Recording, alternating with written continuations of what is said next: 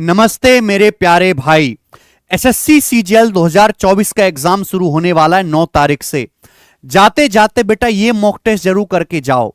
ये mock test number 4 है और 1 नंबर का बेहतरीन क्वालिटी मॉक टेस्ट है। एग्जाम से पहले इसको जरूर करके जाएं। इससे पहले भी मैं 3 मॉक टेस्ट अपने इस यूट्यूब चैनल पर ऑलरेडी करा चुका हूं। अगर किन्हीं बच्चों ने वो नहीं देखे, mock test 1, mock test 2, mock test 3, तो आप उनको भी जरूर देखें मेरे प्यारे भाई। कल सीएचएसएल का रिजल्ट आया टीयर 1 का। बेटा कट ऑफ कितनी गई है पता है? 158 नंबर कट ऑफ गई है जनरल की 200 में से।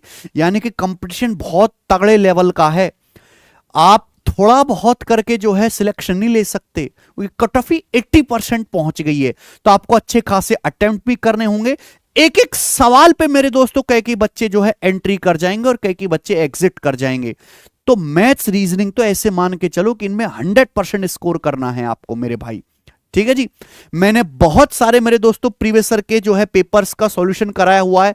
2024 में जितने भी पेपर्स हुए हैं ये देखिएगा, सबका मैंने बेस्ट क्वेश्चंस का सॉल्यूशन कराया हुआ है। प्लेलिस्ट में मैंने मॉक टेस्ट सॉल्व करवाए हुए हैं। यूट्यूब पे काफी फ्री कंटेंट है। यूट्यूब पे पूरा फ्री बैच भी मैं जो है पढ़ाया, अब तो कंप्लीट भी हो गया है लगभग। आप इन क्लासेस को जरूर अटेंड करिएगा। ठीक है जी। सबसे पहले ये मॉक टेस्ट देखो। इस मॉक टेस्ट का मैंने लेवल रखा है मॉडरेट। ठीक है जी, मॉडरेट लेवल का मॉक टेस्ट है। और 25 में से अगर इसमें आप 21-22 क्वेश्चन कर पा रहे हो खुद से मेरे बिना बताए, तो यानी कि आपकी तैयारी अच्छी है और आप एग्जाम हॉल में बैठ के अच्छा परफॉर्म करोगे। तो शुरू करते हैं भगवान का नाम लेके मेरे प्यारे भाई। पहला सवाल आप ही के पेपर का पूछा गया है जो लास्ट ईयर सीजीएल में आया था। सरसों के तेल का अंकित मूल्य उसके क्रिय मूल्य से 25% अधिक है। यदि इसे लाभ या हानि, बिना किसी लाभ या हानि पर बेचा जाना है तो अंकित मूल्य से कितने परसेंट कम पर बेचा जाना चाहिए।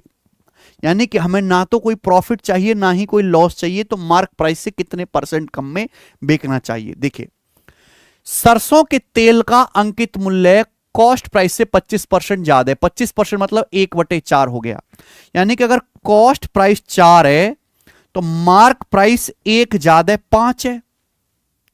सवाल में बोला है हमें ना तो कोई प्रॉफिट कमाना है ना ही कोई लॉस लेना है। सही दिख रहा है केशव? ये अगर नो प्रॉफिट नो लॉस है मेरे प्यारे में, यानी कि सामान को आपको कॉस्ट प्राइस पर ही बेचना पड़ेगा। अगर 4 रुपए तेल का सीपी है तो मुझे 4 में ही बेचना पड़ेगा मेरे दोस्तों। क्लियर है? तो भाई अगर मुझे मार्क प्राइस 5 है तो 5 पे कितना डिस्काउंट देना पड़ेगा? 5 का सामान मुझे वापस 4 में बेचना पड़ेगा, तो 1 का डिस्काउंट देना पड़ेगा 1/5। 5 रुपए पर 1 का डिस्काउंट देना पड़ेगा 20%। तो मुझे मार्क प्राइस से 20% कम में सेल करना पड़ेगा। और इस सवाल का जो आंसर है दोस्त क्या हो जाएगा? वो आपका बी ऑप्शन हो जाएगा, 20%। अगर किसी आर्टिकल पे नो प्रॉफिट नो लॉस है, इसका मतलब आपने उसको कॉस्ट प्राइस क्रिय मूल्य पर ही बेच दिया। सबसे आसान सवाल था। आगे आइए, सवाल नंबर 2। ये अलजेब्रा का क्वेश्चन है, एक अर्थमेटिक एडवांस हम करते चलेंगे और ये लास्ट ईयर सीजीएल के पेपर में आया था। √a/b बराबर 8/3 प्लस √b/a है एंड a प्लस b 30 है। तो आपसे पूछा है ए बी का मान क्या होगा। बताओ बच्चों क्या कर सकते हो।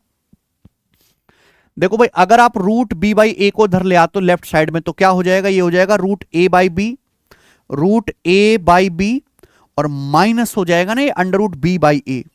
बराबर राइट साइड में क्या बचेगा? राइट साइड में बचेगा मेरे प्यारे दोस्तों यहां से 8/3, ये 8/3 बचेगा राइट साइड में। अब सोचो, देखो तरीके तो बहुत सारे करने के। आप ये नहीं सोच सकते कि अगर ये x है मेरे प्यारे भी x, तो उल्टा लिखा हुआ है 1/x और ये बीच में -x -1/x, तो क्या यहां पर भी आप ऐसा लिख सकते हो क्या? केवल ऑब्जर्वेशन का खेल है। 8/3 क्या होता है? क्या 8/3 को मैं ऐसे नहीं लिख सकता? 3 - 1/3। 3 तिया 9, 9 में से 1 गया 8, 3 तिया 9, 9 में से 1 गया 8, 8/3। क्लियर है? डाटा इसी तरीके से सेट किया जाएगा कि आप आराम से ऑब्जर्व कर लो मेरे दोस्त। अगर आप लेफ्ट साइड और राइट साइड को कंपेयर करो तो यहां पे √a/b किसके बराबर है? 3 के बराबर है। अगर √a/b 3 है तो इसका उल्टा क्या होगा? √b/a। √b/a किसके बराबर है? 1/3 के बराबर हो जाएगा उल्टा। यानी कि √a/b 3 के बराबर है। अगर मैं स्क्वायर करूं तो यहां से a/b किसके बराबर आएगा? स्क्वायर करूं 9 के बराबर। रूट ए बाई बी अगर 3 के बराबर है तो ए बाई बी आ जाएगा 9, ए बाई बी 9 आ गया, 9 का मतलब 9/1। ये ए से बी का रेशियो आ गया मेरे दोस्तों 9:1, ए से बी का रेशियो आ गया मेरे प्यारे भाई, ठीक है। आपको a प्लस बी 30 दिया है, a प्लस बी कितना होगा, अगर a का मान 9 है, b का मान 1 है, a का मान 9 है, b का मान 1 है, तो a प्लस बी हो गया जी 10, 9 और 1 10। 10 की वैल्यू सवाल में 30 दी है 3 गुना, अगर 10 की वैल्यू सवाल में 30 दी है 3 गुना, तो 9 की वैल्यू भी 3 गुना हो जाएगी 27, 1 की वैल्यू भी 3 गुना हो जाएगी 3a, यानी कि a और b का मान आ गया 9 और 1 यूनिट की वैल्यू निकाली, ए और बी का मान आ गया 27। तीन आपसे पूछा a गुणा बी, तो a गुणा बी आ गया 27 81, और इस सवाल का आंसर 81 है, ऑप्शन नंबर है यहां पर सी सही है, ठीक है। तो जस्ट ऑब्जर्वेशन वाले बहुत सारे सवाल आएंगे, देखो प्री में इतना लेवल तो रहेगा, आप इससे हल्का लेवल मान के मत चलो। एसएससी जीडी के भी फॉर्म निकल चुके हैं, अच्छी खासी वैकेंसी 40,000। एसएससी जीडी में अगर आपको तैयारी करनी है तो मैथ्स और रीजनिंग आप हमारी इन दोनों जो लेटेस्ट अभी हमने बुक निकाली है आरबीडी पब्लिकेशन की तरफ से, चैप्टर वाइज और टाइप वाइज हिंदी भाषा में, आप इन दोनों बुक्स को अमेजन फ्लिपकार्ट से ले सकते हैं। इस वीडियो के नीचे डिस्क्रिप्शन में लिंक भी पड़ा हुआ है, ठीक है ना। मात्र जीडी वाले बच्चे, और किसी एग्जाम के लिए नहीं भाई। सवाल नंबर 3 ये बताएं, ये सवाल आपका सीजल 2022 के प्री का है। सोचो, कोई आदमी अपने बेटे बेटी और अपनी पत्नी के नाम कितना 1,05,750 रुपए की राशि साधारण ब्याज पर इस प्रकार इन्वेस्ट करता है कि 3, 4 और 5 साल के बाद समान ब्याज मिलता है। यदि ब्याज की दर 5% वार्षिक है, 5% per annum rate of interest है, तो पत्नी के लिए निवेश की गई राशि बताओ, उसने अपनी वाइफ के नाम पर कितना पैसा इन्वेस्ट किया है। अच्छा सवाल है भाई। देखिए, एक आदमी का मेरे दोस्तों बेटा भी है, सन भी है, और इसकी डॉटर भी है, और इसकी वाइफ भी है। तीनों के खाते में 1,05,750 रुपए टोटल डाला, टोटल इन्वेस्ट किया इतना, इस तरीके से कि भाई ब्याज की दर 5% है, सिंपल इंटरेस्ट मिल रहा है, कि जब 3, 4, 5 साल बाद उनका अकाउंट चेक किया जाएगा तो तीनों को सेम ब्याज मिलेगा। तो पूछा है बताओ पत्नी के लिए कितना पैसा इन्वेस्ट किया, वाइफ के अकाउंट में कितना पैसा डाला है। तो मेरे भाई सिंपल इंटरेस्ट बराबर होता है प्रिंसिपल गुणा रेट परसेंट गुणा टाइम, यही होता है।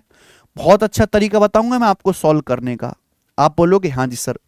देखो मेरे दोस्तों, तीनों से आपको सेम ब्याज मिलना चाहिए, सिंपल इंटरेस्ट सेम होना चाहिए, सेम होना चाहिए मेरे प्यारे भाई, सिंपल इंटरेस्ट सेम होना चाहिए। अब आप बताओ, सिंपल इंटरेस्ट सेम होना चाहिए, ब्याज की दर सेम है, 5% पर एनम ब्याज की दर सेम है मेरे प्यारे भाई, यानी कि सिंपल इंटरेस्ट डिपेंड किस पे करेगा, अगर रेट ऑफ इंटरेस्ट सेम है तो सिंपल इंटरेस्ट डिपेंड करेगा प्रिंसिपल और टाइम पे, मूलधन पे और समय पे। और आपने पढ़ा है दो संख्याओं का प्रोडक्ट अगर मुझे सेम रखना है तो एक संख्या जिस अनुपात में चेंज होगी, एक संख्या जिस अनुपात में होगी, दूसरी रिवर्स रेशियो में होगी। यानी कि अगर प्रिंसिपल और टाइम का प्रोडक्ट सेम है तो जो आपका मूलधन होगा वो टाइम के रेशियो का उल्टा होगा, समय के रेशियो का रिवर्स होना चाहिए।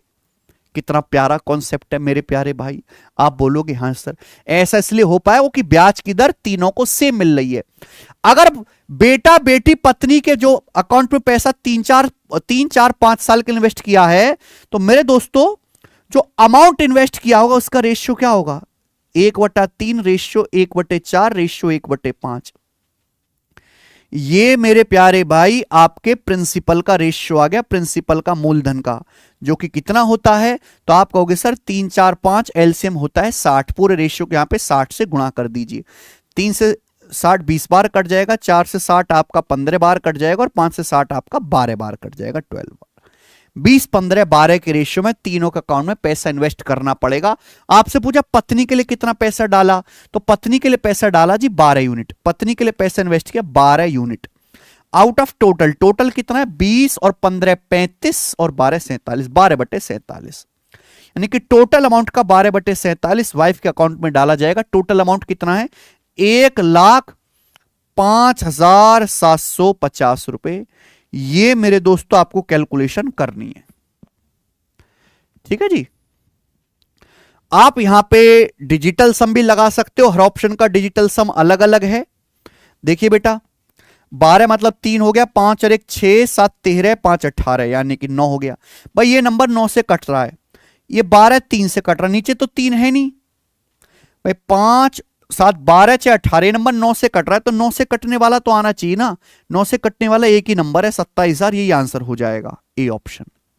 आसान है क्योंकि 47 तो 9 से कटेगा नहीं, तो ऊपर अगर 9 का मल्टीपल है तो आंसर भी 9 से कटने वाला आएगा। बहुत प्यारा सवाल है। मैं हमारे मॉक टेस्ट इतने ज्यादा क्यों देखते हैं बच्चे, 3-3 4-4 लाख बच्चे, क्यों? क्योंकि इनमें क्वालिटी वाले सवाल होते हैं भाई। सवाल करवा तो कोई भी देता है, लेकिन उनको एक बढ़िया ऑर्डर में सेट करना है ना, कौन सा सवाल किस ऑर्डर पे जाना चाहिए, प्रीवियस ईयर में कहां कहां यूनिक सवाल आए हैं, किसकी लैंग्वेज ज्यादा अच्छी है, वो मैं बहुत बढ़िया रिसर्च करके जो है मॉक टेस्ट बनाता हूं। आइए अगला सवाल देखिए, ये फिर से अलजेब्रा का सवाल है और इस बार ये सवाल है आरआरबी ग्रुप डी के पेपर का जो 2022 में आया है। हाँ, रेलवे एनटीपीसी में और ग्रुप डी में भी अलजेब्रा, ट्रिग्नोमेट्री, ज्योमेट्री आता है। 2a + 1/2a 6 से आपसे ये पूछा है बेटा, यानी कि पावर 1 से पावर 6 में जाना है। पावर 1 से आपको पावर कहां जाना है, 6 में जाना है। तो भैया मैंने आपको सिखाया कि पहले पावर 3 पे जाओ, इतना लिखना नहीं है। पावर 1 से अगर पावर 6 में जाना है तो पहले पावर 3 निकालो। आप मेरे दोस्तों ये 6 तो है, 2 की पावर 6 64 होता है, पहला आप 3 निकालो, यानी कि 2a का क्यूब प्लस 1/2a का क्यूब। पहला पावर 3 निकालिए, 8a cube plus 1/8a cube, क्या आएगा? फॉर्मूला क्या होता है? k cube minus 3k, k cube minus 3k, यानी कि 216 माइनस 18, 198 आ गया, पावर 3 आ गया। अब पावर 3 का स्क्वायर करोगे पावर 6 आ जाएगा, पावर 3 का फिर से स्क्वायर करेंगे पावर 6 आएगा। अगर मुझे प्लस से प्लस में जाना है तो फॉर्मूला क्या आएगा बेटा? k स्क्वायर माइनस 2, 198 का स्क्वायर माइनस 2, ये आ जाएगा और ये मेरा आंसर भी होगा। ठीक है भाई, इकाई का अंक 6 तो नहीं आएगा भाई। दूसरी बात ये समझो कि 198 है 200 से छोटा नंबर, 200 का स्क्वायर होता है 40,000, 40,000 में से 2 कम करोगे तो आंसर 40,000 से कम आएगा, यानी कि ये दोनों तो है ही नहीं। अब देखो लास्ट के 2 डिजिट देख लेते हैं, मैं डिजिटल सम भी लगा सकता हूं यहां पे, लास्ट के 2 डिजिट भी मैच कर लेते हैं कि 198 है 200 के नजदीक, 200 से कितना कम है? 2, 2 का स्क्वायर होता है 04, 04 आएंगे इसके लास्ट के 2 अंक, 04 में से 2 घटाएंगे तो 02 बचेगा, 02 आना चाहिए एंड में, 02। वैसे भी आंसर 40,000 से हल्का कम आएगा।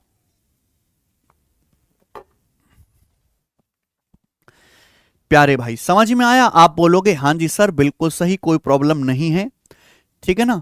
39202 इस सवाल का आंसर, और ऐसे ही हल्के हल्के सवाल आपके पेपर में आने हैं। देखिए सवाल number 5, A chord of a circle subtend an angle theta at the center of circle. The area of minor segment cut off by chord is 1/8 of the area of circle. Then find this. अरे बाप रे, देखिए ध्यान से सुनिए भैया, अच्छा सवाल है, घबराना नहीं है, मजा आएगा दोस्त। मुझे लग रहा था मैंने दूसरे मॉक में डाला था, यहां डाल दिया, चलो कोई बात नहीं। तो मेरे प्यारे भाई एक कॉर्ड है सर्कल की जो सेंटर पे थीटा एंगल बनाती है। ये सर्कल है, इस सर्कल का सेंटर है थीटा, और ये मान लीजिए इस सर्कल के कॉर्ड है ये ए बी, ये सर्कल की जीवा है ए बी, जो सेंटर पे इस तरीके से ये कोण बनाती है थीटा। ये सेंटर पे कितना कोण बनाती है? ये सेंटर पे थीटा कोण बनाती है, कॉर्ड ए बी।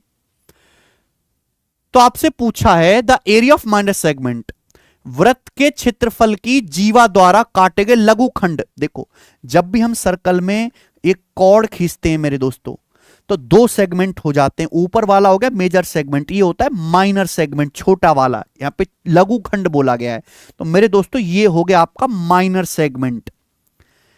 क्लियर है? ये वाला मेरे प्यारे भाई सवाल में बोला है इसका जो एरिया है सर्कल के एरिया का 1/8 है, ये जो माइनर सेगमेंट है इसका एरिया सर्कल के एरिया का 1/8 है। तो आपसे पूछा इसकी वैल्यू क्या होगी? तो भैया मैंने मान लिया कि जो सर्कल है इसकी रेडियस r है, तो आप मुझे बताओ माइनर सेगमेंट का एरिया, इस लघु वृत्तखंड का क्षेत्रफल कैसे आएगा? जल्दी से कैसे, मैं आपको निकालना भी सिखा देता हूं। भाई आपको ये सेक्टर दिखाई दे रहा है OAB, क्या आपको ये सेक्टर दिखाई दे रहा है? ये सेक्टर का एरिया क्या होता है, pi R square into theta by 360 degree. अगर मैंने सर्कल की रेडियस को आर माना है तो सेक्टर का एरिया होगा pi R square into theta by 360 degree. आप बोलोगे आंसर। बेटा अगर मैं सेक्टर के एरिया में से, ये आप ट्राइंगल देख रहे हो, ट्राइंगल, ये आप ट्राइंगल देख रहे हो ओएबी, अगर मैं इस ट्राइंगल का एरिया घटा दूं, अगर मैं इस ट्राइंगल का एरिया घटा दूं ओएबी का तो आ जाएगा, लेकिन इस ट्राइंगल का एरिया निकलेगा कैसे, त्रिभुज ओएबी का एरिया निकलेगा कैसे, दो साइड पता है, बीच का एंगल पता है, तो ट्राइंगल का एरिया क्या आएगा, ट्राइंगल का एरिया होता है 1/2 साइड गुणा साइड, है ना, दो भुजाओं की गुणा बीच के एंगल का साइन, यानी कि 1/2 आर गुणा आर, आर स्क्वायर, बीच के एंगल का साइन साइन थीटा। ये आ गया मेरे दोस्तों। और ये क्या दिया है, ये इस माइनर सेगमेंट का लघुखंड का क्षेत्रफल आ गया, और ये जो है सर्कल के एरिया का 1/8 है, वृत्त के क्षेत्रफल का 1/8 है। वृत्त का क्षेत्रफल होता है pi R square, pi R square का 1/8 है मेरे प्यारे भाई। तो कोई मुश्किल नहीं है यहां तक ये सोच पाना। अब बताओ, अच्छी बात यह है कि आर स्क्वायर दोनों तरफ से कट गया यहां पे, और भी कुछ कटा है, और भी कुछ कटा तो नहीं है। 8 से गुणा कर देते हैं बेटा, पूरे में यहां 8 आ रहा है ना, या क्या करें बेटा, पाई थीटा बाई 360 डिग्री, ये 1/2 साइन थीटा। साइन थीटा का फॉर्मूला लगाना है, मैं समझ गया। यानी कि मेरे प्यारे भाई बिल्कुल भी टेंशन मत लो, सवाल मेरा हो गया है सॉल्व। पूरे को 8 से गुणा कर दो दोनों तरफ, पूरे को 8 से गुणा कर दो। ये था पाई थीटा, ये 360 था, 8 से गुणा करेंगे तो 8 चौक 32, 8 पंजे 40, 45 हो गया। ये 1/2 था, 8 से गुणा करेंगे तो 4 हो जाएगा, 4 साइन थीटा, और बराबर मेरे दोस्तों 8 से गुणा करेंगे पाई आ जाएगा, पाई, तभी आपका पाई आएगा। क्लियर है, ये पाई/8 बनना था, मैंने 8 से गुणा कर दी दोनों तरफ। क्लियर है, सवाल सॉल्व हो गया मेरे प्यारे भाई। तो यानी कि पाई थीटा बटे 45 डिग्री, पाई थीटा बटे 45 डिग्री की वैल्यू आ गई बराबर, ये उधर चला जाएगा, 4 साइन थीटा प्लस पाई। और यही तो मेरे दोस्तों पूछा है, यही तो पूछा है आपसे, 4 साइन थीटा प्लस पाई तो है, तो आंसर आ गया पाई थीटा बटे 45। आंसर आपका आ चुका है बी ऑप्शन। कैसे मेरे प्यारे बच्चे, साइन थीटा क्या होता है, देखो साइन 2a का फॉर्मूला क्या होता है, 2 साइन ए कॉस ए। तो साइन थीटा क्या हो जाएगा, साइन थीटा का हाफ एंगल, थीटा का हाफ एंगल क्या होता है मेरे दोस्तों, थीटा/2। तो साइन थीटा हो जाएगा 2 sign थीटा/2 into cos थीटा/2, 2 sign थीटा/2 into cos थीटा/2। आप बोलोगे हाँ सर, प्लस पाई है, और मेरे दोस्तों 4 दूनी कितना हो जाएगा 8, तो 8 साइन थीटा/2 कॉस थीटा/2 प्लस पाई बराबर पाई थीटा बटे 45 डिग्री। आंसर। बहुत अच्छा सवाल है, शानदार ये क्वेश्चन है मेरे दोस्तों, समझ में आया होगा। आगे चलेंगे सवाल नंबर 6 जल्दी से। एबीसी एक काम को 36, 54, 108 दिन में पूरा कर सकते हैं। एबीसी उन्होंने एक साथ काम शुरू किया, लेकिन काम शुरू होने के 9 दिन बाद, और काम ए ने काम छोड़ दिया, बी ने काम पूरा होने से 3 दिन पहले बंद कर दिया, सी ने कितने दिन काम किया। बढ़िया भाई, देखो 3 लोग हैं एबीसी, ए बी और सी। ए किसी काम को 36 दिन में कर सकता है, बी 54 दिन में कर सकता है, सी 108 दिन में। और ये डाटा आसान है, क्योंकि 36, 54, 108 का एलसीएम 108 ही आ जाएगा, 108। ये टोटल वर्क आ गया, टोटल वर्क। ए जो है मेरे दोस्तों, ए की एफिशिएंसी 3 आ गई, बी की आ गई 54 दूनी 108, और सी की आ गई 108 एकम 108। तीनों ए बी सी की एफिशिएंसी, कार्य क्षमता आ गई। अब सवाल यहां से शुरू होता है, तीनों ने एक साथ काम शुरू किया, सपोज काम यहां से जाके शुरू हुआ और काम यहां पे जाके खत्म हुआ, मुझे टाइम निकालना है, टाइम। काम शुरू होने के 9 दिन बाद ए ने काम छोड़ दिया, यानी कि ए ने केवल शुरू के 9 दिन काम किया है, ए ने केवल शुरू के 9 दिन काम किया, उसके बाद ए का कोई लेना देना नहीं। और बी ने काम पूरा होने से 3 दिन पहले छोड़ दिया, यानी कि आखिर के 3 दिन बी ने काम नहीं किया है। सी ने पूरे टाइम काम किया है, सी ने पूरे टाइम काम किया। पूछा है सी ने कितने दिन काम किया, यानी कि पूरा काम कितने दिन में हुआ, यही आपसे पूछा गया है। तो भाई काम सपोज यहां से होना शुरू हुआ, यहां पे जाके खत्म हुआ, इस टाइम में काम हुआ कितना है, 108 यूनिट इस टाइम में काम हुआ है, 108 यूनिट। क्लियर है, यहां हम लगाते शिफ्टिंग का कॉन्सेप्ट। ए ने केवल 9 दिन काम किया है, फिर ए काम छोड़ के चला गया, तो हम ए से बोलेंगे भाई ए, जब तुझे अपनी एस्थेसी करवानी है, जब तुझे काम छोड़ना है, तो हमारे साथ काम ही मत कर। ए जो है एक दिन में 3 कुर्सी बनाता है, 3 कुर्सी, तो ए 9 दिन में कितनी कुर्सी बनाएगा, 27। अगर हम ए से काम ही ना कर पाए, अगर हम ए के साथ काम ही ना करें तो बेटा दोस्त 27 कुर्सी कम बनेंगी। यानी कि मैंने ए को सवाल से ही अगर मैं डिलीट कर देता हूं, ए को सवाल से डिलीट कर देता हूं तो 27 कुर्सी कम बनेंगी मेरे प्यारे भाई, 108 की बजाय। बी काम पूरा होने से 3 दिन पहले छोड़ के चला गया, यानी कि बी शुरू से लगा हुआ है, बी लगा हुआ है शुरू से, और केवल आखिरी के 3 दिन काम नहीं किया बी ने। अगर बी आखिर के 3 दिन भी काम करता, अगर बी आखिर के 3 दिन भी काम करता, क्योंकि शुरू से तो है ही, तो कितना काम एक्स्ट्रा होता? बी एक दिन में 2 कुर्सी बनाता है, 2 कुर्सी। अगर बी आखिर के 3 दिन भी कुर्सी बनाता तो 6 काम एक्स्ट्रा होता मेरे दोस्तों। तो काम कितना होता मेरे प्यारे भाई? 108 माइनस 27, 81 जमा 6 87। तो सेम टाइम में 87 यूनिट काम होता, सेम टाइम में, सेम टाइम में 87 यूनिट काम होता। इस काम को करता कौन? इस काम को करता कौन बेटा? इस काम को करते बी और सी मिलकर, बी और सी मिलकर, क्योंकि ए तो है ही नहीं, सी भी शुरू से लेकर आखिर तक है, बी भी शुरू से लेकर आखिर तक है, और बी और सी करते बेटा 3 एफिशिएंसी के साथ, बी और सी की एफिशिएंसी 3 है, 3 एफिशिएंसी के साथ। तो 87 यूनिट काम करने में कितना समय लगता? 87/3 29 दिन। यानी कि बी और सी जो है 29 दिन में काम कर लेते, पूरा काम 29 दिन में हुआ है, 29 दिन में। यही आंसर है ए। तो बेटा मैंने समय नहीं बदला, मैंने काम बदल दिया। जब भी ऐसा सवाल आए इस तरीके से बनाओ आप। शिफ्टिंग का मेथड नहीं आता है तो बड़ी परेशानी है। एनटीपीसी का सवाल देखेंगे अलजेब्रा का। A plus B plus C 3 है, A square plus B square plus C square 6 है, 1/a plus 1/b plus 1/c 1 है। आप ABC is not equal to 0, ABC बताना है। एबीसी कैसे आएगा भाई मेरे? देखो सोचो, अगर आप यहां से देखो मेरे दोस्तों तो एलसीएम आ रहा है एबीसी, एलसीएम एबीसी आ रहा है कि नहीं? यहां ए है बी सी आ जाएगा, यहां बी है सी आ जाएगा मेरे दोस्तों, यहां सी है ए बी आ जाएगा, और बराबर 1, बराबर 1। यानी कि मैं ये कह सकता हूं कि A B plus B C plus C ही ए बी सी है, A B plus B C plus C ही ए बी सी के बराबर है। हमें ए बी सी पूछा है ना, तो हमें A B plus B C plus C निकालना पड़ेगा। और वो कैसे निकलेगा भाई? फॉर्मूला आपको याद होना चाहिए। क्या आपको फॉर्मूला याद नहीं है स्टूडेंट्स?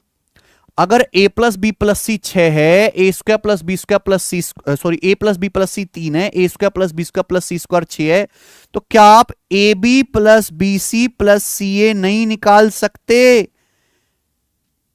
ए बी प्लस बी सी, इसलिए तो ये तो कॉन्सेप्ट किंग बुक में सारे फॉर्मूले लिखे हुए हैं, सारे के सारे फॉर्मूले।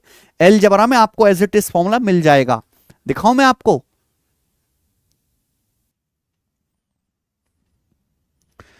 ठीक है भाई, ये देखो आप, अगर आपको a plus B plus C दिया है, A square plus B square plus C square दिया है, तो आप A B plus B C plus C निकाल सकते हो। लिखा है formula A B plus B C plus C बराबर A plus B plus C का whole square minus A square plus B square plus C square बटे 2। Formula अगर मेरे दोस्तों आपको याद है, ठीक है, तो कॉन्सेप्ट पता होने से सवाल कितना जल्दी होता है देखिए। A plus B plus C 3 है, A square plus B square plus C square 6 है, वैल्यू रख दीजिए। A plus B plus C का whole square minus A square plus B square plus C square बटे 2।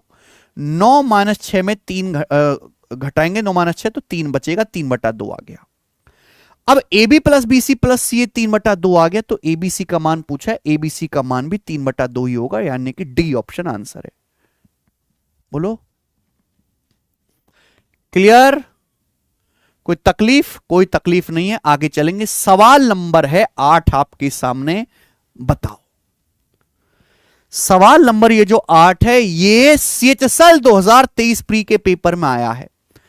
देखते रहो कि आप कितने सवाल ठीक कर पा रहे हो। मैं आपको बिल्कुल लेटेस्ट प्रीवियस यूनिक क्वेश्चन करा रहा हूं। इन ईयर्स सवाल में कहा गया है कि टी सालों में the simple interest earned on a certain amount at the rate of 10% per annum is 5/8 of principal amount. बोला टी साल में 10% की दर से जो सिंपल इंटरेस्ट है वो मूलधन का 5/8 है। आगे क्या कहा गया सवाल में? आगे सवाल में कहा गया है if the rate of interest is made 3/4 of 10%, यदि ब्याज की दर को 10% का 3/4 कर दिया जाए और सिंपल इंटरेस्ट सेम रहे, सिंपल इंटरेस्ट सेम रहे, तो which one of the following statement is true about the change value? कौन सा स्टेटमेंट ट्रू रहेगा? यानी कि स्टेटमेंट आपसे पूछा है टाइम, समय के बारे में पूछा है। देखो मेरे प्यारे भाई, सिंपल इंटरेस्ट बराबर क्या होता है? सिंपल इंटरेस्ट बराबर होता है प्रिंसिपल गुणा रेट परसेंट गुणा टाइम। अब आप यहां से ये समझो मेरे दोस्तों कि सवाल में आप प्रिंसिपल तो बदल नहीं रहे, मूलधन तो बदल नहीं रहे मेरे दोस्तों। आप बोलोगे सर, यानी कि सिंपल इंटरेस्ट डिपेंड कर रहा ब्याज की दर पे और समय पे। ठीक है मेरे प्यारे भाई, आपको सिंपल इंटरेस्ट सेम रखना है। सिंपल इंटरेस्ट मेरे दोस्तों सेम रखना है, सेम। साधारण ब्याज की दर सेम है, साधारण ब्याज सेम रखना है, साधारण ब्याज वही रहे। दिख रहा है?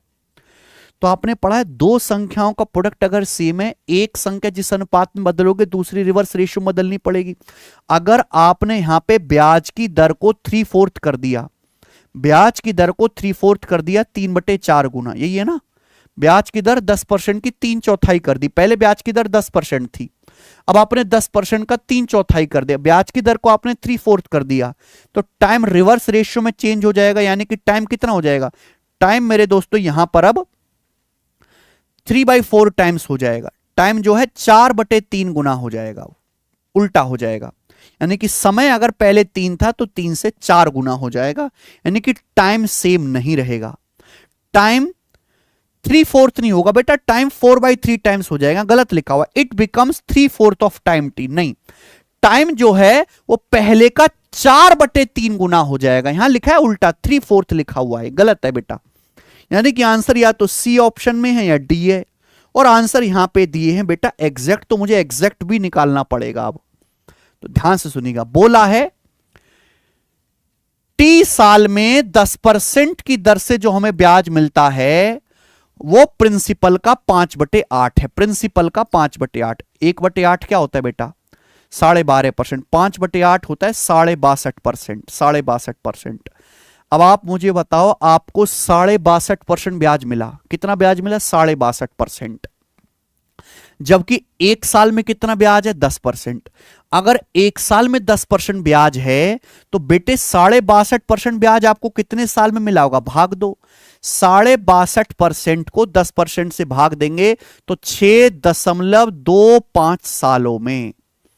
यानी कि टाइम टी की जो वैल्यू है वो 6.25 ईयर्स है। अगर ब्याज की दर 10% है, आपको जो ब्याज मिला है वो प्रिंसिपल का 5/8, 62.5% ब्याज आपको मिला है, तो एक साल में 10%, 62.5% ब्याज 6.25 सालों में मिला होगा।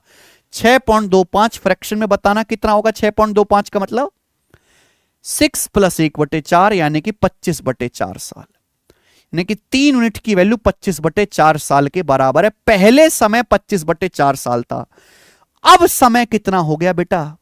अगर 3 की वैल्यू 25/4 है तो 4 ऊपर लाओ, 3 नीचे चला जाएगा, तो 4 की वैल्यू आ जाएगी 25/3 साल। और 25/3 का मतलब 3 × 8 = 24, 8 सही 1/3 साल। तो time increase to 8:1/3 year. Time increase होके अब 8:1/3 ईयर हो गया। सी ऑप्शन करेक्ट है, सी ऑप्शन।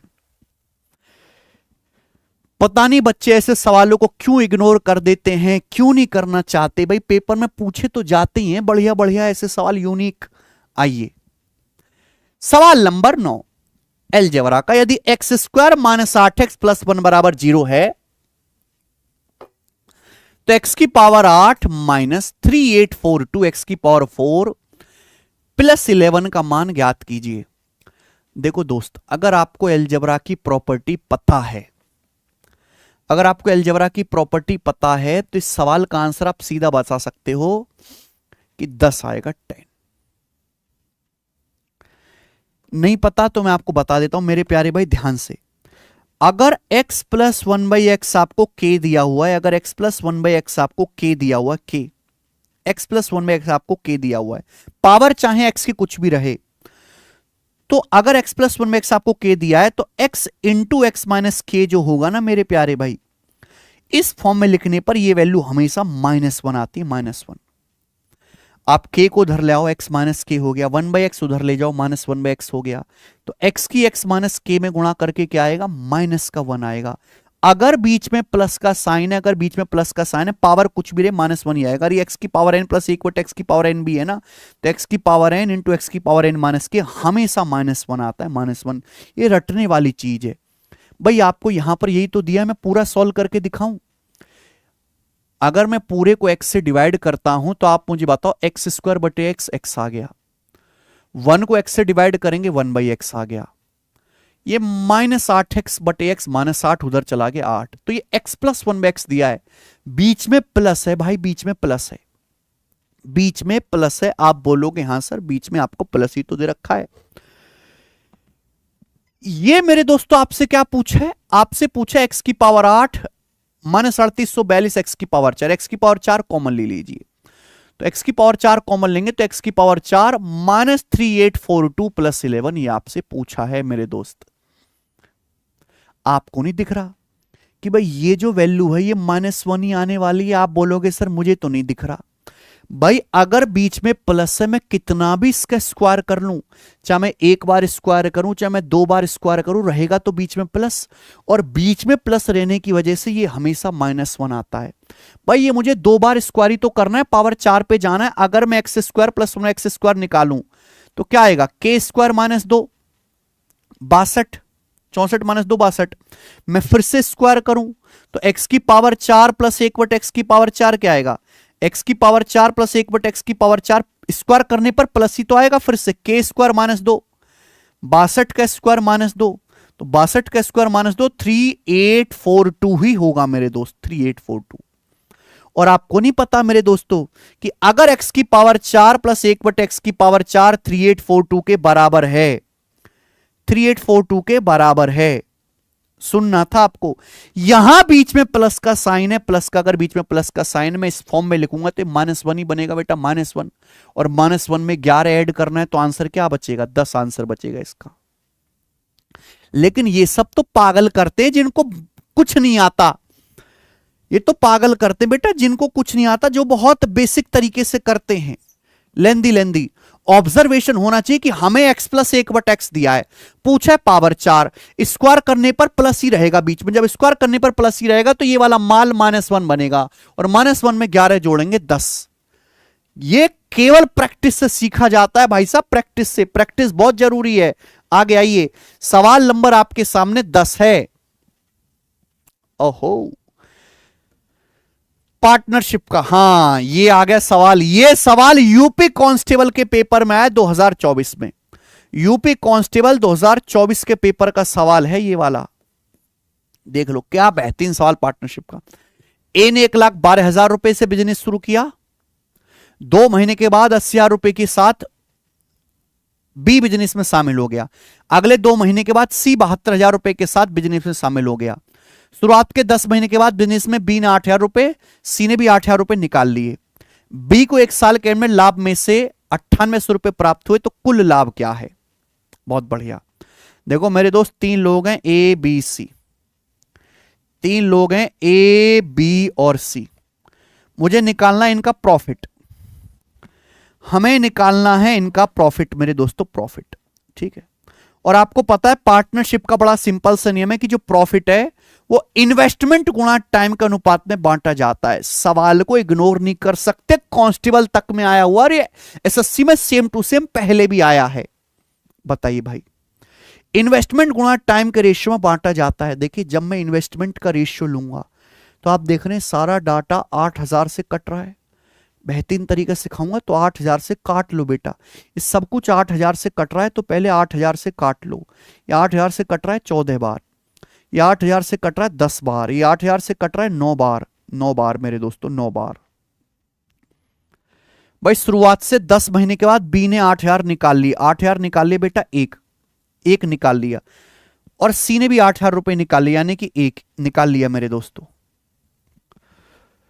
बी को 1 साल के एंड में 9800 प्रॉफिट हुआ, कुल प्रॉफिट क्या था? तो आप एक बात सोचो मेरे प्यारे भाई, बिजनेस किसने शुरू किया? ए ने बिजनेस शुरू किया, कितनी इन्वेस्टमेंट है? 14 यूनिट।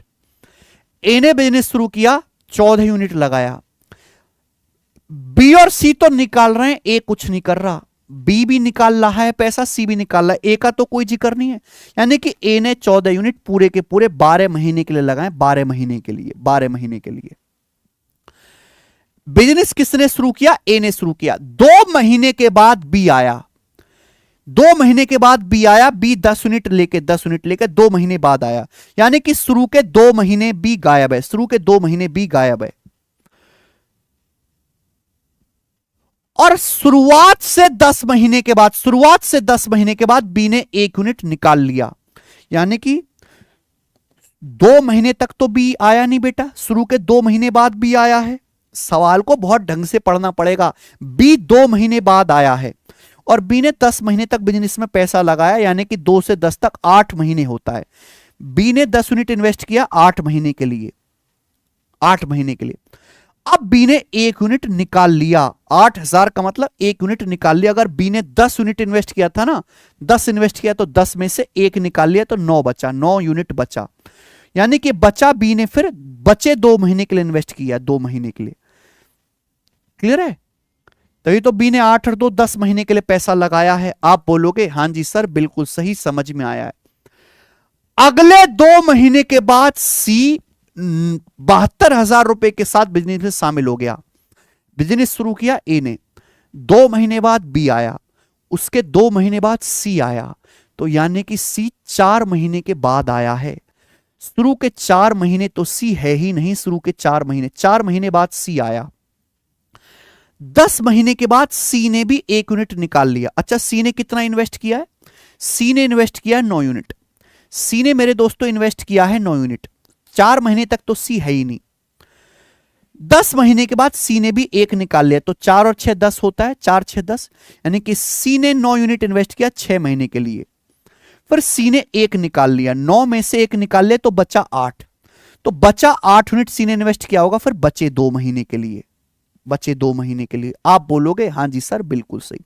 सी ने 9 यूनिट इन्वेस्ट किया था, 1 यूनिट निकाल लिया तो बचा कितना? 8 यूनिट सी ने इन्वेस्ट किया 2 महीने के लिए। अगर आप देखो तो ए ने पैसा 12 महीने के लिए लगाया है, बी ने 8 और 2 10 महीने के लिए लगाया है, सी ने 6 और 2 8 महीने के लिए पैसा लगाया है। ये उनके प्रॉफिट का रेशियो आएगा, और आप इस तरीके से सोचोगे तो ही जल्दी होगा। नॉर्मल तरीके से तो ये बहुत लंबा आपको लिखना पड़ेगा, फाइनल कैलकुलेशन करके, हालांकि वहां भी यही आएगा। तो ये आ जाएगा बेटा 10 अट्ठे 80, या 8 से कट रहा है तो मैं काट भी सकता हूं भाई, 8 से कहां कट रहा है ये, 2 से ही कट रहा है। या मेरे दोस्तों लिख लो पहले, 10 अट्ठे 80, 80 और 18 98 आ गया, 80 और 18 98, मैं ऐसे लिख लेता हूं बेटा। ये 14 गुणा 12 कितना आएगा? 14 गुणा 12 आ जाएगा 168, ये 168 आ गया, 168। ये कितना आएगा? 9 छिक्का 54 और 16, 9 छिक्का 54 और 16 कितना आ जाएगा? 70 हो जाएगा। यानी कि ए बी सी को मेरे प्यारे बच्चों इस रेशियो में प्रॉफिट हुआ, इस रेशियो में। हालांकि मैं आगे काट सकता हूं, ये 14 से कट जाएगा, पर काटो मत, काटो मत। साल बोला है, साल के एंड में बी को 9800 रुपए प्रॉफिट, बी को प्रॉफिट कितना हुआ? 9800 रुपए। तो 98 के लिए सवाल में 9800 दे रखी है, 100 गुना। आपसे पूछा टोटल प्रॉफिट, तीनों का टोटल प्रॉफिट, तो तीनों का टोटल प्रॉफिट भी ऐड कर दो। 168 में 98 जोड़ो तो आ जाएगा 266, 266 में 70 जोड़ो तो 26 और 7 33, यानी कि 336। टोटल प्रॉफिट हुआ 336, तो 336 की वैल्यू भी 100 गुना होनी चाहिए मेरे प्यारे भाई। ये आ जाएगा ना, 8 8 16 का 6, 16 17 और 9 26 7 से, यानी कि मेरे दोस्तों 33,600 रुपए बिजनेस का टोटल प्रॉफिट है। A option 33,600।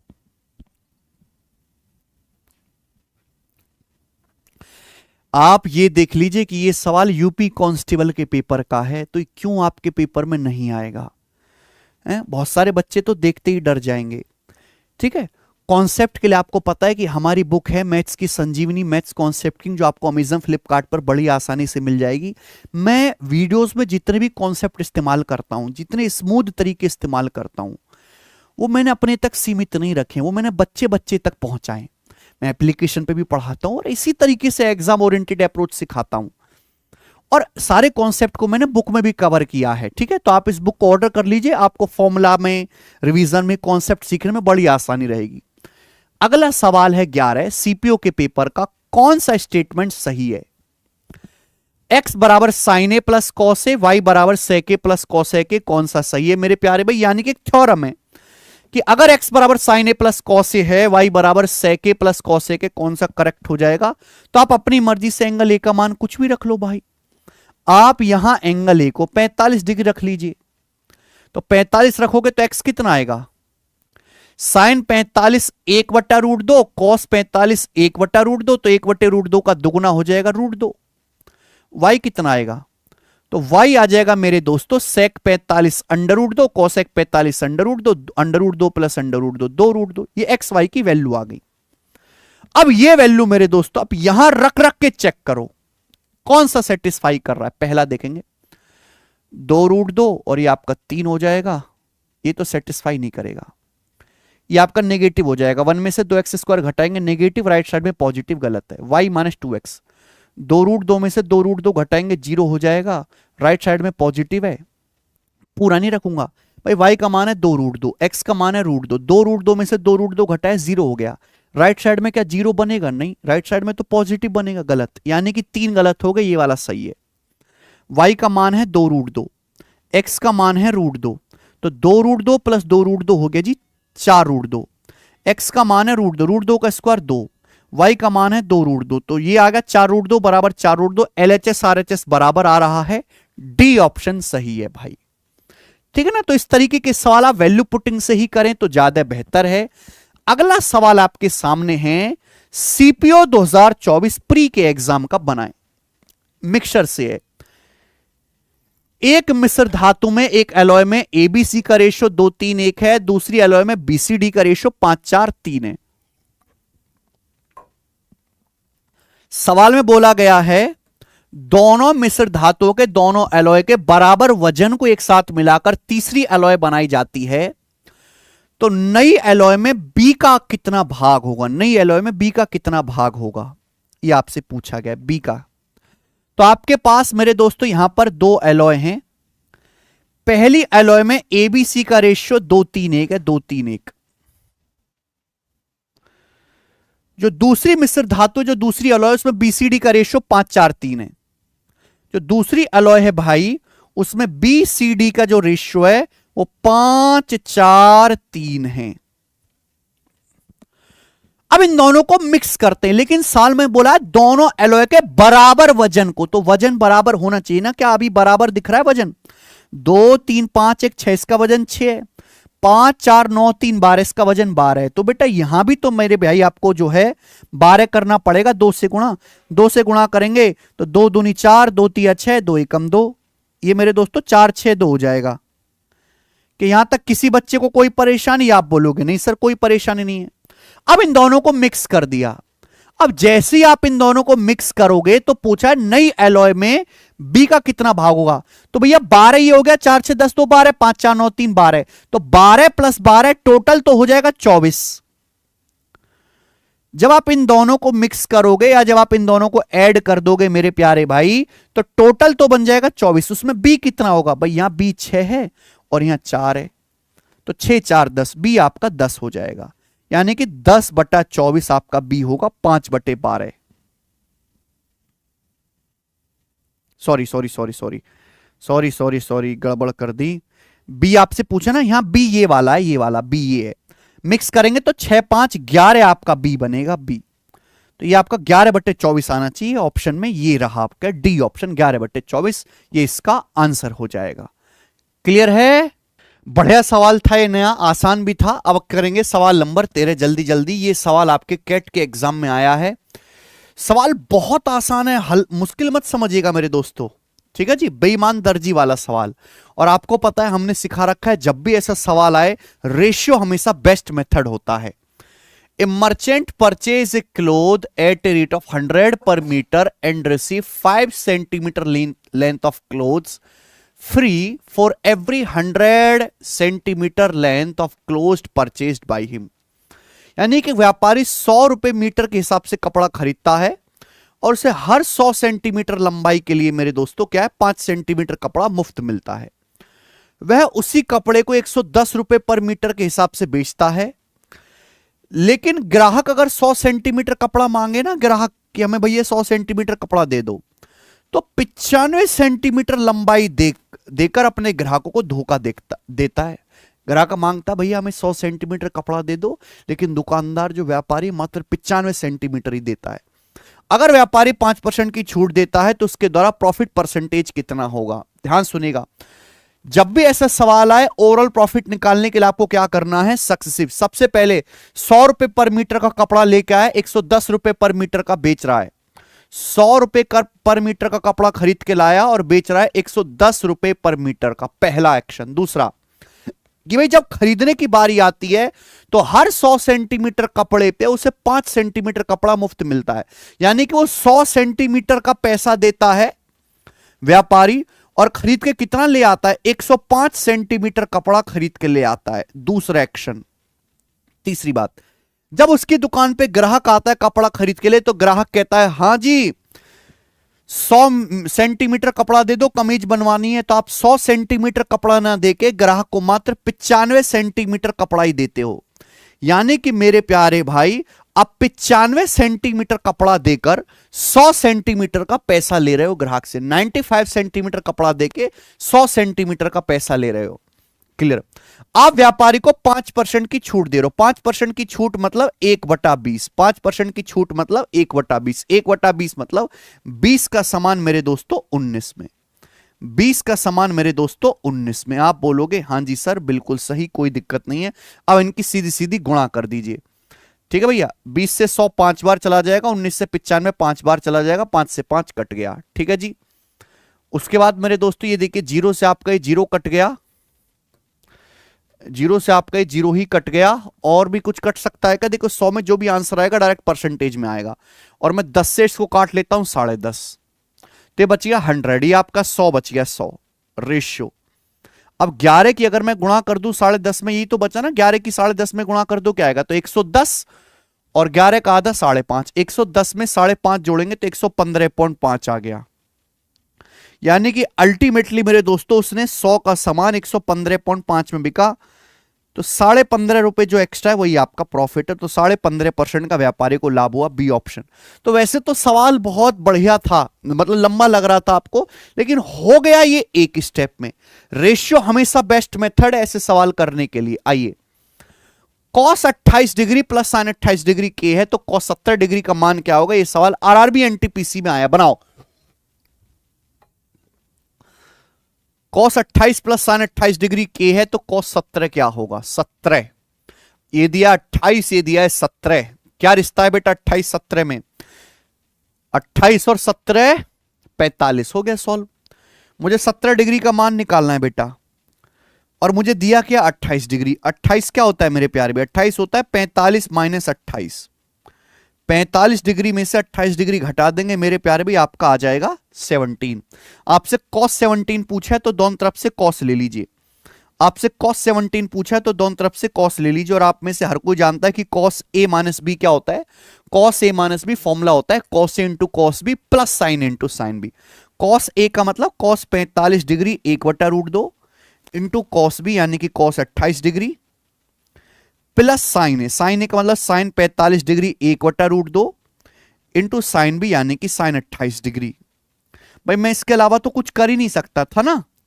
अब यहां से आप देख रहे हैं 1/√2 कॉमन आ गया, 1/√2 कॉमन आ गया मेरे प्यार भी, 1/√2 कॉमन। तो ब्रैकेट में क्या बचेगा? जब 1/√2 कॉमन ले लेंगे तो ब्रैकेट में बचेगा cos 28 degree plus sin 28 degree.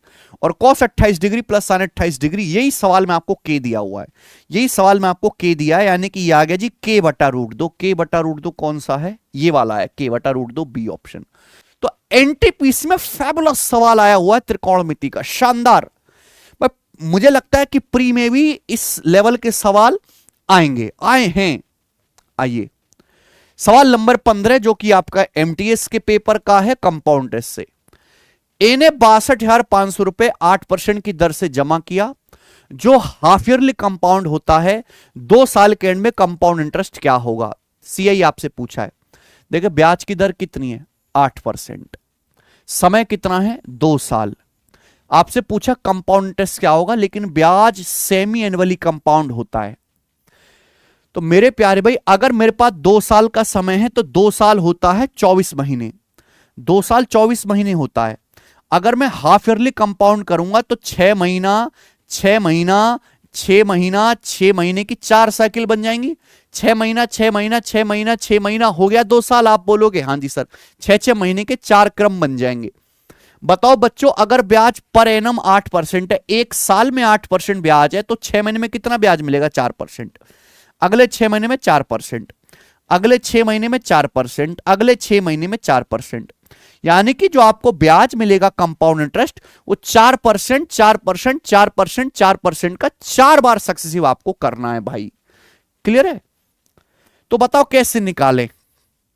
या तो आप 4-4-4 का सक्सेसिव करो मेरे प्यारे बच्चों, या फिर आपको पता है भाई 3 साल का ब्याज निकालना है, 3-3-1 जुगाड़ है, गोल्डन रेशियो। 4 साल का ब्याज निकालना है, अगर आपको 4 साइकिल का ब्याज निकालना है, तो मैंने आपको सिखाया कि गोल्डन रेशियो काम करता है 4-6-4-1। पूरी दुनिया में कुछ भी पढ़ लीजिए, इससे आसान तरीका नहीं है। 3 साल का निकालना है 3-3-1, 4 साल का 4-6-4-1। आपका प्रिंसिपल कितना है? 62,500।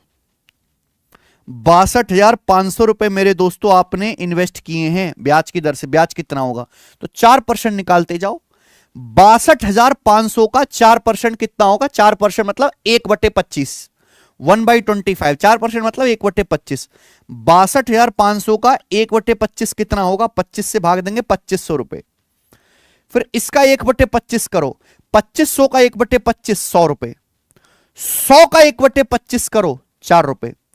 4 का 4% करो, 4 का 1/25 करो मेरे दोस्तों। 4 का 4% 0.16। 4 रुपए का भी 4% आप निकालोगे तो 4 चौक 16, 0.16 आएगा, 0.16।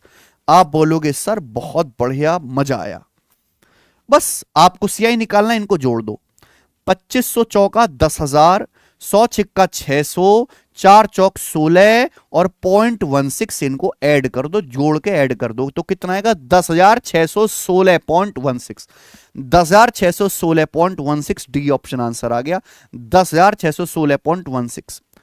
कहीं भी घूम लीजिए पूरी दुनिया में, इससे जल्दी आप इस सवाल को हल नहीं कर सकते भाई मेरे। और कितना भी कैलकुलेटिव डाटा आ जाए, हमेशा कैलकुलेशन कम होगी इस तरीके से, हमेशा। एमटीएस के पेपर का एक क्लास सवाल था, 1 नंबर, 16वां सवाल करेंगे अलजेब्रा से भाई। मैंने इस तरीके से सवाल डाले कि आपका एक अर्थमेटिक का रहे क्वेश्चन और एक आपका एडवांस का रहे। यदि X cube plus Y cube 416 है, एक्स प्लस वाई 8 है, तो एक्स की पावर 4 प्लस वाई की पावर 4 क्या होगा? देखिए एक्स की पावर 4 प्लस वाई की पावर 4, पावर 4 कब आएगा? जब आप स्क्वायर का भी स्क्वायर करेंगे। X square plus Y square का whole square minus twice of X square Y square, minus twice of X square Y square ही आ जाएगा। ये एक्स की पावर 4 प्लस वाई की power 4, X square plus Y square का whole square minus twice of X square Y square. अब आप मुझे खुद बताओ सवाल में आपको क्या दिया है? सवाल में ना आपको X square plus Y square पता है, ना ही आपको एक्स वाई पता है, यानी कि करना तो पड़ेगा भाई। आपको X cube plus Y cube 416 दिया है, तो X cube plus Y cube का फॉर्मूला क्या है? X cube plus Y cube बराबर X cube plus Y cube बराबर X plus Y into X plus Y का whole square, X plus Y का होल स्क्वायर माइनस 3xy, ये formula है। X cube plus Y cube बराबर X plus Y 8 into X plus Y 8 का whole square minus 3xy। देखिए बेटा कितनी बार जाएगा? 8 पंजे 40, 8 दूनी 16, तो 3xy इधर आएगा मेरे दोस्तों। 8 का स्क्वायर 64 में से 52 घटाएंगे, 64 में से 52 घटाएंगे तो आ जाएगा 12। एक्स वाई की वैल्यू यहां से 4 आ गई, 3 चौक 12। एक्स वाई आपका 4 आ गया। अब हमें चाहिए ये X square plus Y square. आप मुझे बताओ X square plus Y square कितना आ जाएगा मेरे भाई? तो X square plus Y square बराबर होगा एक्स प्लस वाई का होल स्क्वायर माइनस 2x भाई। एक्स प्लस वाई के होल स्क्वायर में से अगर मैं 8 के स्क्वायर में से एक्स प्लस वाई के होल स्क्वायर में से अगर मैं एक्स वाई का दुगुना घटा दूं तो आ जाएगा। आप बोलोगे हाँ जी सर आ जाएगा। तो 64 में से आप 8 घटा दीजिए, 56, 56। तो X square plus Y square आ गया आपका 56। यहां वैल्यू रख दो मेरे दोस्त।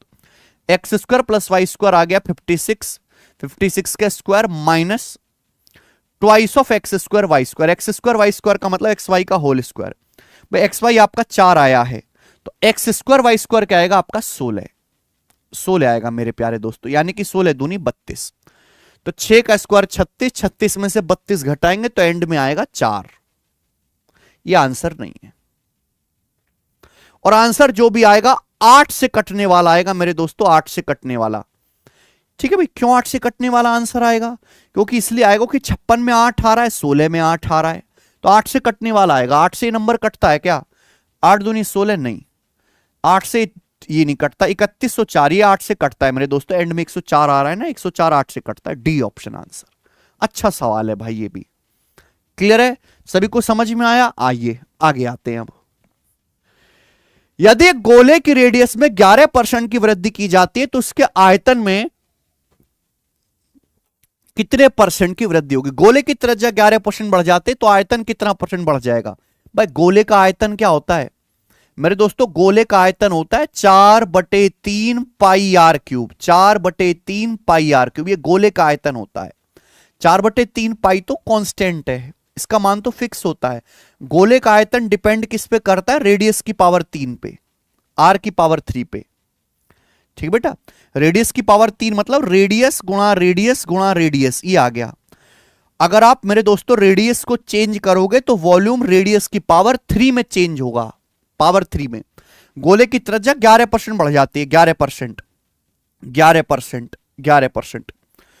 तो वॉल्यूम में कितना चेंज आएगा बेटा? बीच में गुणा है 11 11 11 का सक्सेसिव। आयतन में कितना प्रतिशत चेंज आएगा? 11 11 11 का सक्सेसिव मेरे प्यारे भाई। तो आप कर नहीं सकते 11 11 11 का सक्सेसिव। कैसे निकलता है सक्सेसिव? पहले तीनों को जोड़ो, 11 + 11 + 11 33, फिर 2 2 की गुणा करके 100। 11 11 में 121, 11 11 में 121, 121 363। 363 को 100 से भाग करेंगे 3.63, फिर तीनों की गुणा 11 गुणा 11 गुणा 11 1331। 1331 को हम लोग भाग देते 10,000 से। अगर आपको तीन संख्याओं का सक्सेसिव परसेंटेज चेंज निकालना नहीं आता तो आप क्या करोगे बेटा? तो 33 और 3 36 पॉइंट समथिंग आएगा। 36 पॉइंट समथिंग तो एक ही ऑप्शन है, लगभग डी ऑप्शन, अप्रोक्स है ना, तो 36 पॉइंट समथिंग आएगा, डी। 17 के बाद अब हम करेंगे सवाल नंबर आपका 18। देख लीजिए, ये सवाल यूपी कांस्टेबल री एग्जाम के पेपर में आया 2024 में। आसान सवाल है, कहीं से मुश्किल नहीं है। कार्तिक की राय में उसका वजन 55 किलोग्राम से अधिक लेकिन 62 किलोग्राम से कम है। कार्तिक का यह मानना है कि मेरा वजन 55 किलोग्राम से ज्यादा है और 62 किलोग्राम से कम है, यानी कि मेरा वजन 55 किलो से 62 किलो के बीच में है।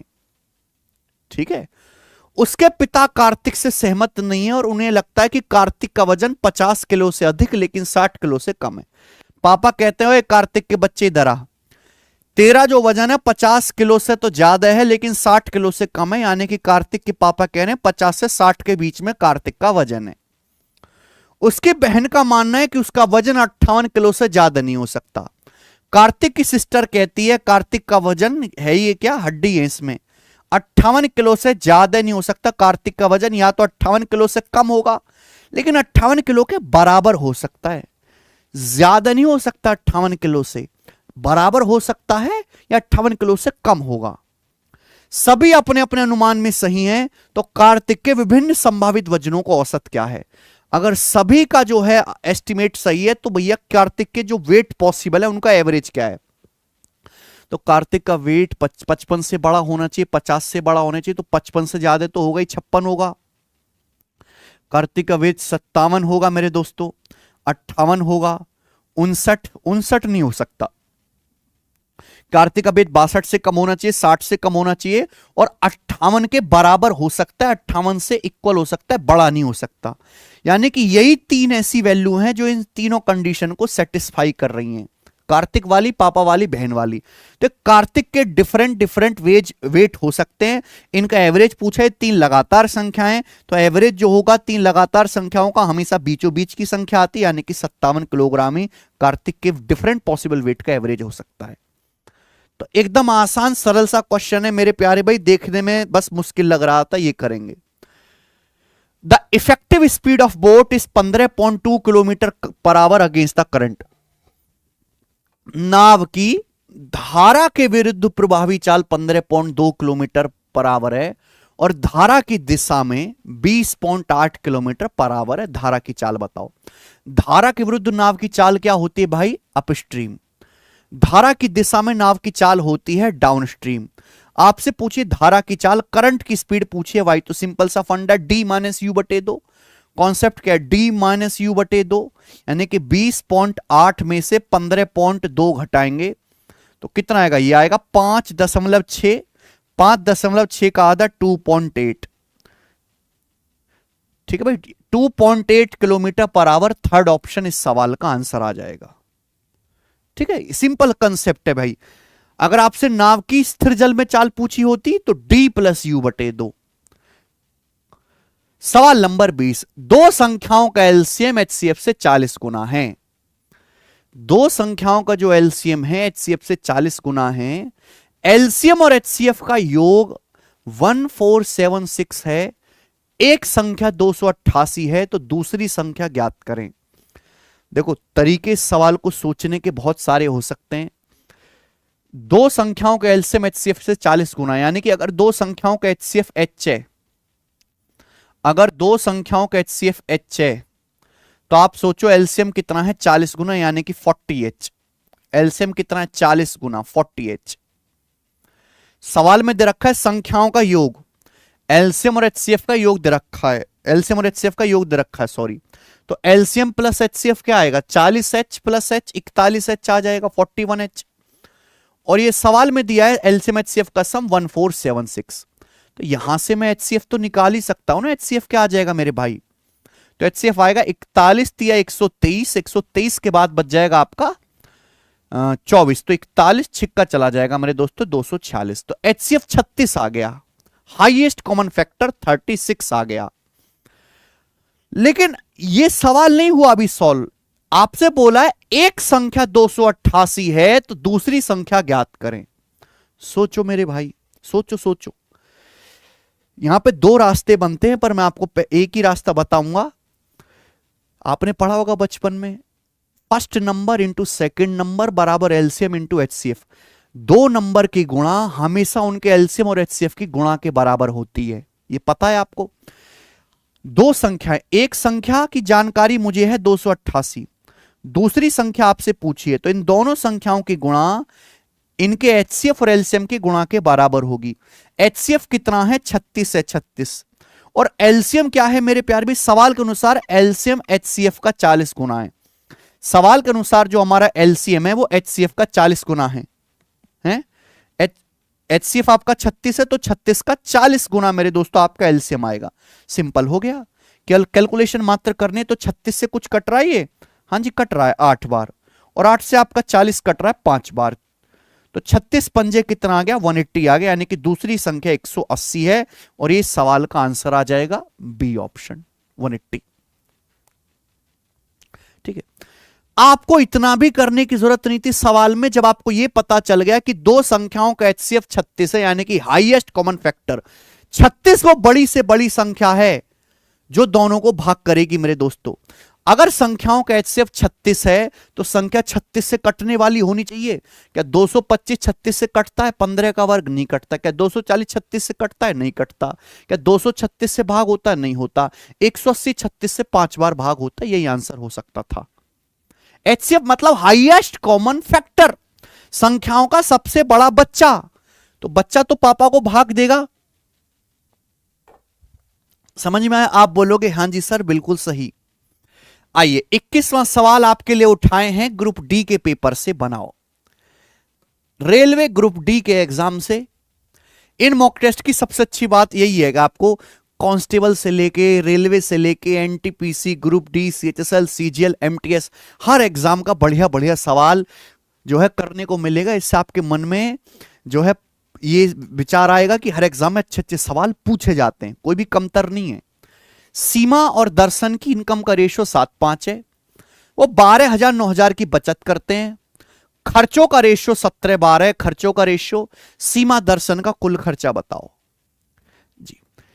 सीमा और दर्शन के खर्चों का रेशियो 17:12 है, खर्चों का रेशियो।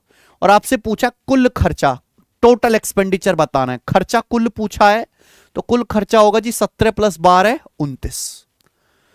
29 से कटने वाला आंसर आना चाहिए। 93 नहीं कटता, 81 नहीं कटता, 75 नहीं कटता, 29 दिए 87 कटता है, आंसर हो गया। अगर आप एग्जाम हॉल में बैठते तो आपको सवाल इसी तरीके से करना था, वरना इस सवाल को सॉल्व करने के लिए आपको लगाना पड़ेगा क्रॉस मल्टीप्लिकेशन मेथड। दो करेक्टर हैं, सीमा और दर्शन। आपसे खर्चे के बारे में पूछा है ना मेरे दोस्तों, खर्चे के बारे में, तो उनके खर्चे का रेशियो 17/12 है, 17/12। ये इनिशियल रेशियो, खर्चे का रेशियो 17/12 है। आप जानते हैं कि भाई खर्चा में बचत जोड़ दो, फाइनल किसका रेशियो आएगा? इनकम का। खर्चे का रेशियो दिया है, इनकम का रेशियो दिया है, बचत में चेंज दिया है। अगर आप मेरे दोस्तों खर्चे में बचत ऐड कर दोगे, है भाई सीमा और दर्शन की मेरे दोस्तों 12,000 बचत है और 9,000 बचत है। सीमा की बचत है 12,000 रुपए, दर्शन की बचत है 9,000 रुपए। मैंने यूट्यूब पे पढ़ाया हुआ है पूरा cross multiplication method shortcut. Expenditure plus बचत क्या आना चाहिए? इनकम। दोनों की इनकम का रेशियो कितना है मेरे दोस्तों? सीमा दर्शन की इनकम का रेशियो 7/5 है। अब क्रॉस मल्टीप्लिकेशन मेथड ये कहता है कि ऐसे मल्टीप्लाई करो मेरे दोस्त, मल्टीप्लाई करो। 17 पंजे 85, 12 सत्ते 84। 17 पंजे 85, 12 सत्ते 84, 85 84 का डिफरेंस 1 यूनिट। 1 यूनिट की वैल्यू क्या आएगी? ऐसे मल्टीप्लाई करो।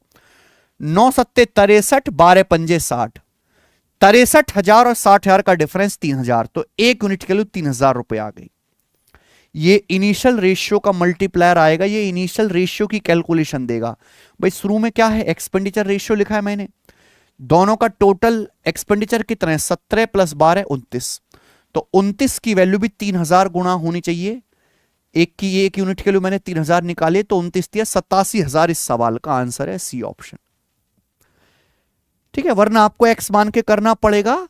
बेहतर वही है कि ऑप्शन से निपटाओ सवाल को, रुको मत बिल्कुल भी। आइए, सवाल नंबर है आपके सामने 22, और ये सवाल सीजीएल 2022 के पेपर में आया है। बताओ, इलेक्शन से लग रहा है सवाल। ठीक है भाई, इलेक्शन चैप्टर से करो।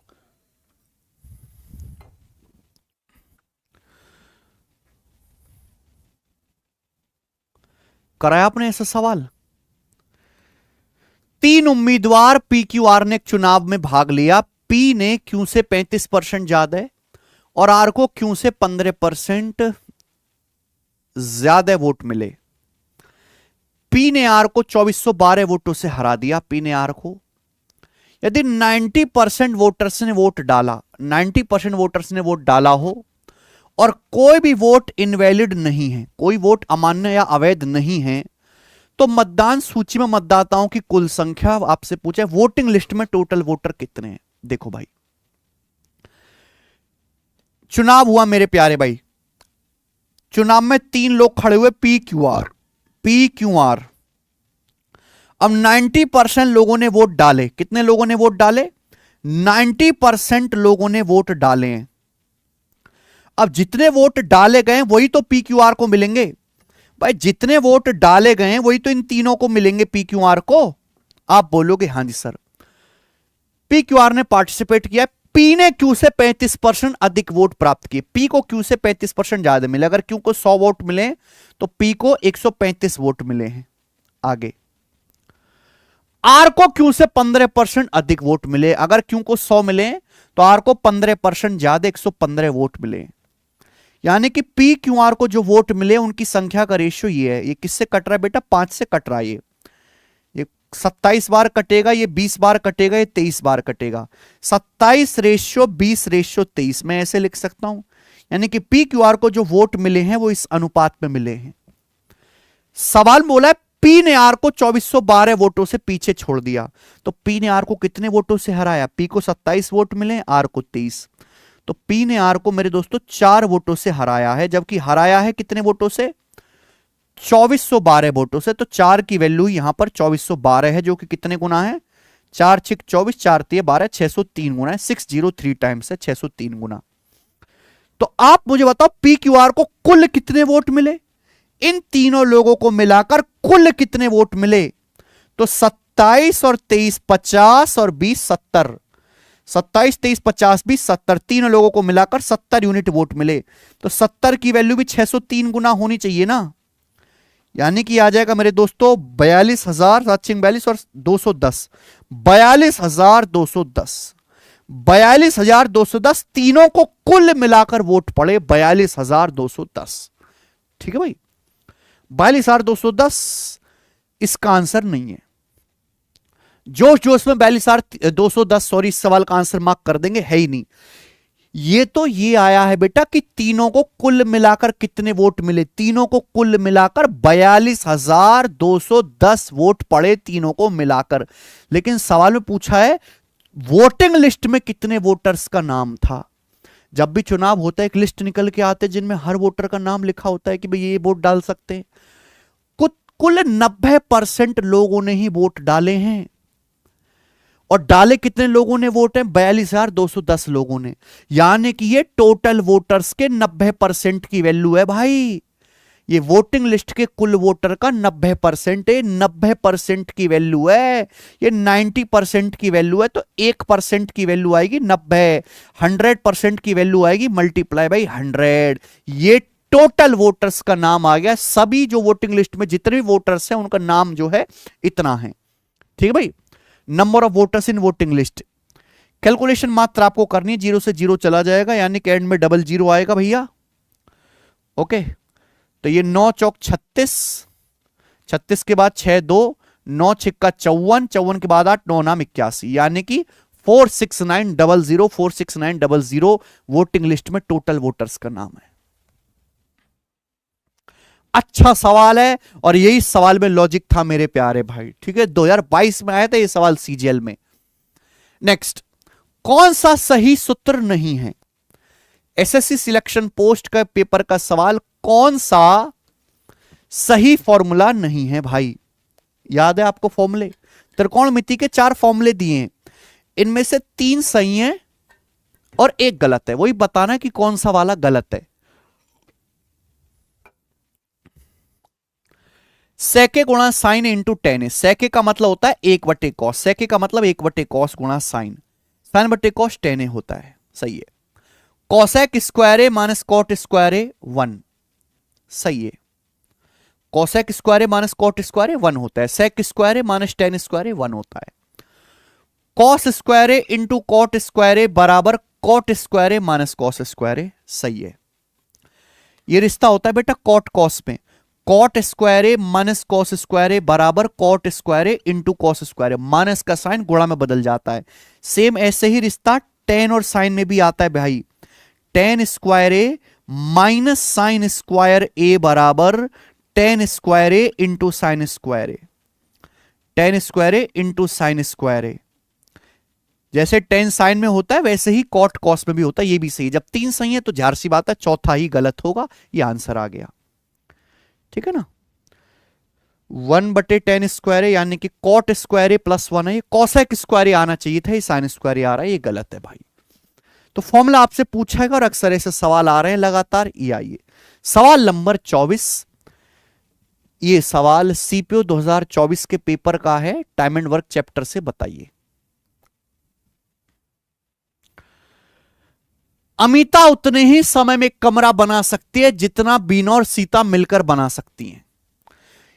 अमिता उतने ही समय में कमरा बना सकती है जितने समय में बीना और सीता मिलकर बना सकती है। यानी कि अमिता की जो एफिशिएंसी है वो बीना और सीता की एफिशिएंसी के बराबर है। तभी तो अमिता उतना टाइम ले रही है कमरा बनाने में जितना बीना और सीता मिलकर ले रही हैं। अमिता और बीना मिलकर उस काम को 25 दिन में और सीता अकेले 35 दिन में कर सकती है।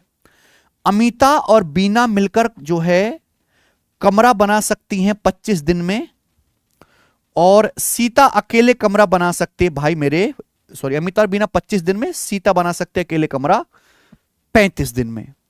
तो पूछा यह है सवाल में बीना को अकेले उसी काम को करने में कितने दिन लगेंगे। बीना का टाइम पूछा है। हमें दिया है अमिता और बीना मिलकर 25 दिन में बनाती हैं और सीता अकेले 35 दिन में बना सकती है। तो सबसे पहले एलसीएम, एक ऐसी संख्या ढूंढो जो 25 और 35 दोनों से कटे। 35 में 7 आता है ना, 25 7 175 हो गया बेटा। 175 देखो दोनों से कटता है, तो ये आपका टोटल वर्क हो गया। आप खुद सोचो, अमिता ये क्या है, हाँ जी, अमिता प्लस बीना की एफिशिएंसी क्या आएगी, 25 सत्ते 175, एक दिन में 7 काम करती हैं। और सीता की एफिशिएंसी आ जाएगी 35 पंजे 175। सीता 175 यूनिट काम करती है 35 दिन में, एक दिन में कितना करेगी, 5। ये एफिशिएंसी आ गई इनकी। मुझे बीना की एफिशिएंसी निकालनी है मेरे प्यारे भाई, बीना की। हालांकि मैं ऑप्शन से भी कर सकता हूं। सीता की मुझे पता चल गई 5 है, सीता की एफिशिएंसी मुझे पता चल गई 5 है, 5, यानी कि अमिता माइनस बीना की एफिशिएंसी 5, ये मुझे पता चल गई। ठीक है भाई। और अमिता प्लस बीना की 7 है, ये दे रखा है अमिता प्लस बीना की एफिशिएंसी 7 है। आप बोलोगे हां जी सर मेरे भाई, तो क्या आप कर नहीं सकते भाई? ऐसी दो संख्या जिनकी गुणा करके नहीं, जिनको घटा के 5 आए और जोड़ के 7 आए, घटा दूं तो 5 आए और जोड़ दूं तो 7 आए, तो 6 और 1 हो जाएगा। 6 माइनस 1 5, 6 और 1 7, यानी कि बीना की एफिशिएंसी 1 है और अमिता की एफिशिएंसी 6 है। आई ना बात समझ में? तो बीना की जो एफिशिएंसी है 1 आ गई। बीना एक दिन में 1 काम करती है, तो 175 यूनिट काम करने में बीना को कितने दिन लगेंगे, 175 दिन का ही समय लगेगा। ये आंसर है बेटा, ऑप्शन नंबर बी सही है, बी। आपसे अमिता का भी पूछ सकता है कि अमिता को अकेले काम करने में कितना दिन लगेगा, तो अमिता करेगी भी 175 यूनिट काम 6 एफिशिएंसी के साथ 175/6 दिन में। ठीक है, तो ये अच्छा सवाल था भाई, very nice, good quality question जो सीपीओ के पेपर में आया है। आइए अब हम इस मॉक टेस्ट का आखिरी और 25वां सवाल करेंगे, जो कि आपका सीपीओ के एग्जाम का है, टेबुलर डीआई से। तालिका का अध्ययन करो, प्रश्न का उत्तर दो। तालिका 5 साल में उत्पादित अंडों की संख्या दर्शाती है। ये साल दिए 4 साल, और ये 5 फर्म है, 5 फॉर्म है, इसमें कितने कितने अंडे मुर्गी दे रही है बताया गया है। साल 2011 में फॉर्म पी और फॉर्म टी द्वारा उत्पादित दर्जनों अंडों का संबंधित अनुपात क्या है? तो भाई साल 2011 में आ जाओ। साल 2011 में फॉर्म पी में जो है अंडे हैं 1260 और टी में कितने हैं भाई, 1620। इनका रेशियो बताना है, केवल रेशियो बताना है 1260 और 1620 का। दर्जन में बदलने की जरूरत नहीं है मेरे प्यार भी, दर्जनों में पूछा है ना यहां, तो आंसर डजन्स ऑफ एक्स। दर्जन में बदलोगे फिर रेशियो लोगे तो वो कट ही जाएगा, कोई जरूरत नहीं, सीधा रेशियो ले लिए मेरे दोस्तों, 0 से 0। और ये किससे कट रहा है, तो 18 का पड़ा है बेटा, 18 सत्ते 126 और 18 निम्न 162, 7:9। 7:9 इस सवाल का आंसर है, सी ऑप्शन। आगे समझ में? तो ये तो सबसे आसान निकला। तो ऐसा ही है भाई, पेपर में अगर एक सवाल इजी आएगा तो एक मॉडरेट आएगा, एक हो सकता है डिफिकल्ट दिख जाए। ये आसान सवाल है, ये मॉडरेट है, ये आसान सवाल है, फिर ये अच्छा सवाल है, फिर ये ऑप्शन से ही सॉल्व हो रहा है, ये एलसीएम एचसीएफ का बहुत आसान सवाल है, ये बोट एंड स्ट्रीम का सबसे आसान सवाल है, सीधा फॉर्मूला बेस्ड। ये देखिए, ये केवल देखने में डराने वाला लग रहा था, पर करने बैठे तो सबसे फुस सवाल ये निकला मेरे प्यारे भाई। ये नॉर्मल क्वेश्चन है, ये कंपाउंड टेस्ट का ठीक सवाल है, ये त्रिकोणमिति का लॉजिकल है मेरे प्यारे भाई। तो मैंने मॉक टेस्ट में हर एक लेवल के सवाल को कंपाइल किया और सबसे अच्छी बात है लेटेस्ट सवाल डाले हैं। आपको ये पूरा मॉक टेस्ट सॉल्व करके कैसा लगा मेरे दोस्त, मुझे कमेंट में जरूर बताएं। ठीक है भाई, आपका एग्जाम बहुत जल्द शुरू होने वाला है, तो आपके एग्जाम के लिए मैं अभी से आपको जो है गुड लक विश करता हूं। शांति से, तसल्ली से, कॉन्फिडेंस के साथ पेपर देने चाहिए। पेपर कतई भी मुश्किल नहीं आने वाला है, अच्छा खासा आप स्कोर करोगे और आपका प्री भी क्लियर होगा मेरे दोस्त। बस ध्यान एक बात का रखिएगा कि जो भी आपने पढ़ा है एग्जाम में जाने से पहले उसका रिविजन जरूर हो जाए। पढ़ा तो आपने बहुत कुछ लिया, रिवीजन हुआ नहीं तो एग्जाम में आप परफॉर्म नहीं कर पाओगे। रिवीजन बहुत जरूरी है और रिवीजन के लिए बुक भी है दोस्तों हमारी कॉन्सेप्ट किंग, जिसे आप ऑनलाइन ले सकते हैं। बहुत बहुत धन्यवाद मेरे प्यारे भाई, बाय।